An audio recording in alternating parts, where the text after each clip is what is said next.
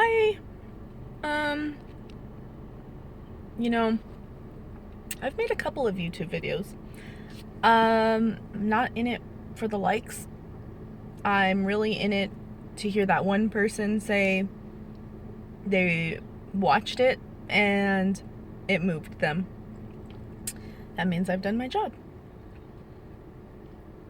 So, everyone, every single day is going through something. Going through a breakup, going through life. My specialty, you guessed it, breakups. I don't even know where to start because honestly, I feel like there is a time when you need to let go. And a lot of people don't realize when that time is. You tell yourself, I don't want to give up on that person. I really don't. I support them and I want to accept them for who they are. And you really want to embrace their good and their bad. But when is too much too much? You have to look at the signs. You have to keep your safety first. And I hate to say that. I know that sounds so funny, but it's true. A lot of these relationships are so toxic that people don't realize the danger that they're putting themselves in. And I speak from experience. My ex was no saint in any way, shape, or form. And the things that I would let him get away with, when I would tell other people, they'd be like, that is not okay. So guess what I'm doing today? I am here to tell you that's not okay.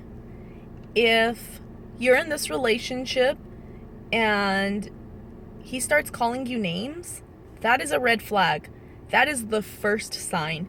If he starts calling you whore, slut, skank, anything like that, he is disrespecting you. And there is something in his awful mind that is having him think this way about you, the person he supposedly loves. That is not love. I am here to tell you that is not love. No. That's just one of the many things. Gosh, I'm so embarrassed. People are looking at me because I'm recording in my car, but oh well. I got more important things to do, people, and that is preach. Just kidding, I'm not preaching, but still. Okay, so that's one. If in this argument, in the heat of the moment, he steps up to you, gosh, I cannot tell you how much of a not man that is. Okay, that didn't make sense. He is not a man. That doesn't make him a man. That doesn't, oh my gosh. If a man steps up to you because you guys are in an argument, obviously he's threatened by you. And that means that somewhere deep down in that body, there is a strong woman standing up for herself, and he doesn't like it. And if he ever stands up to you and gets in your face, that is not okay. If he grabs you by the shoulders and shakes you a little bit out of anger, not to calm you down because you're about to go crazy on him, but if he grabs you out of anger, that is not okay.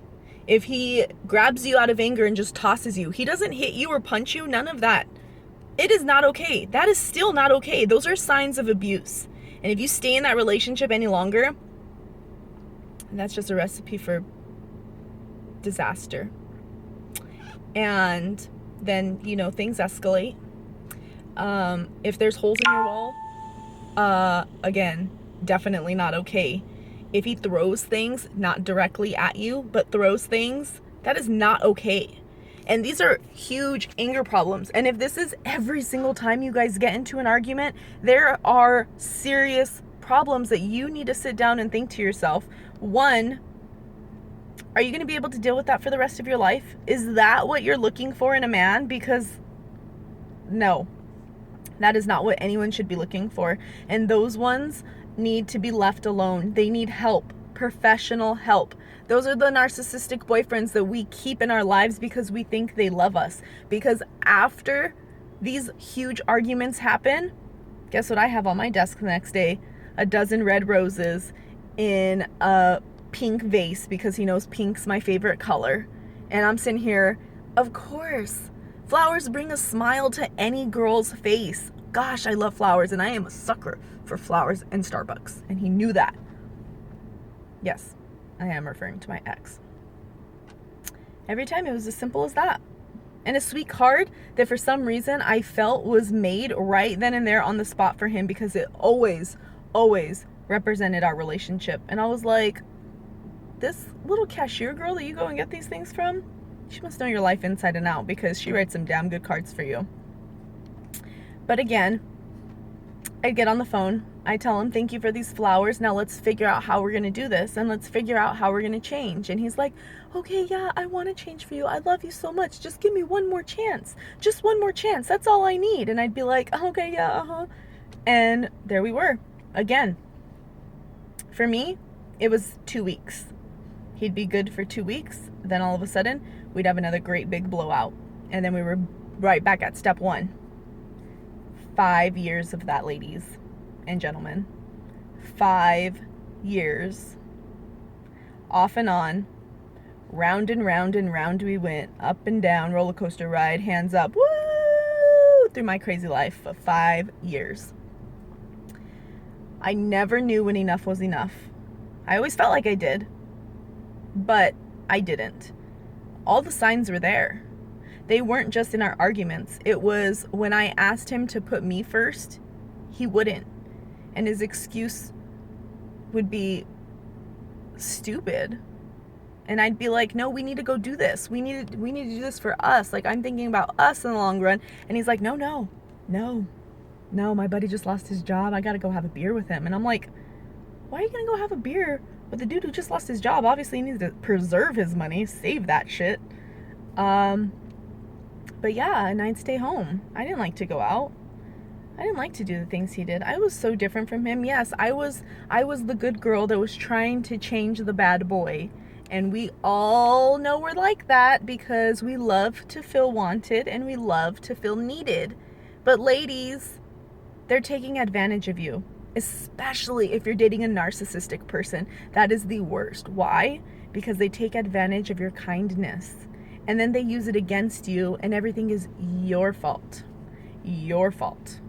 You caused him to do that. It was your fault. If you wouldn't have done that, he wouldn't have done that. And he doesn't understand, because he doesn't know how to comprehend that his actions are what's causing you to get angry, which is then causing him to be crazy. It's not you, ladies. You're not crazy. The only reason they think you're crazy is because you're strong enough to call them out, and you keep doing it. You keep doing it, because there's going to come a time where you reach that limit. But I'm here to help you reach that limit, because if you're being mistreated in your relationships, stop wasting your time. Stop wasting your time. There is somebody out there for each and every one of us, and I have been single for a year now. 1 whole year. And I have no idea if I'm ever going to meet somebody. I really don't. But I am willing to stay out of a relationship and wait for the right person to come along, because I don't want to risk jumping into a bad relationship again. I'm free. I am free. I feel free. I feel good. And no one will ever disrespect me. No one will ever disrespect my son. No one will ever put me in a position where I am scared. I never want to feel scared. I never want to feel like at any moment he could hit me. At any moment he could hit me. At any moment, this is now an unsafe area. Like, I just don't feel safe here. And instead of him leaving, he would ask me to leave in my own house. What kind of shit is that? But I would. Why? Because I was scared. Obviously, he probably knew that I was scared, but I tried to act like I wasn't. I was like, oh no, I'll leave. I'll leave and I'll go around the block. And then I'll come back and we'll be okay. It'll be, well, we wouldn't talk, obviously, but I didn't want him to think that he was the one calling the shots, even though he was. He was ruining my life. Gosh, he drained me. He drained me emotionally. He took a part of my soul that I'm never going to get back again, and also a part of my heart. And as horrible as that relationship was, we all loved that person. We all saw some little bit of good in that person, but not enough to help the relationship. Not enough to keep us from leaving, because they didn't love you. They don't love you. That is not love. And if they tell you it is, it's not. They're comfortable. They're secure, because you, my friend, are an independent woman who is taking care and handling your business. and they wanted to reap the benefits, but that is not okay. It's a 100 to 100 in the relationship life. So for all you people out there hurting over this breakup that you thought was the greatest thing since bacon and eggs, stay strong, stay away. And if you know you're capable of drunk texting them, then don't drink. I was sober for 1 year. 1 year. Sometimes I still don't think I'm strong enough. But you know what? My life is so much better. I am so much happier. I'm free and I can do as I please. And I don't have to worry about anything. I don't have to worry about being sad anymore. I don't have to worry about being depressed in my own home. I unlocked these cuffs that my relationship had on me. And believe me, ladies, all it takes is a while. Give yourself time. When I broke up with him, one of the times I went through a 30-step process because I read these books. Silly, I know. I read all these self-help books on breakups, and they said there was, I think 30 or 60, maybe even 90 days before you actually feel better about yourself in these relationships. And so I had a countdown. I really did. I marked it in the calendars, and I was like, this is 7 days. This is 14 days. This is 30 days. Woo woo, celebrate. And then I continued to do it. Whatever it takes for you to make yourself happy. Yourself. You come first. And learn to love yourself, because I know if your relationship was anything like mine, you let yourself go, you let yourself forget, you're depressed, your self-esteem is way down there. Bring it up. Bring it up. There's going to be a man who finds you so beautiful. And you know what else helped me? Netflix. You go on there, you watch every damn romantic comedy there is, because those men on there will show you how a woman should be treated, ladies. And I know a lot of people are like, that's not realistic, blah, blah, blah. Guess what? There's going to be one guy who's going to want to treat you like that. And don't ever lose sight of that. Don't ever let anyone tell you different. People told me not to believe in fairy tale endings. Bitch, I believe. I believe there are fairy tale endings. So go after yours, because I'm continuing to go after mine, and I will do whatever it takes. And I can tell you, the fairy tales are real. Why? Because the Broncos won the Super Bowl. Just kidding. That had nothing to do with anything. I'm sorry. Okay, I'm done. Last thing. Be strong. If you know that you're in a bad relationship and it just keeps getting worse, guess what? It's not going to change. Toodles.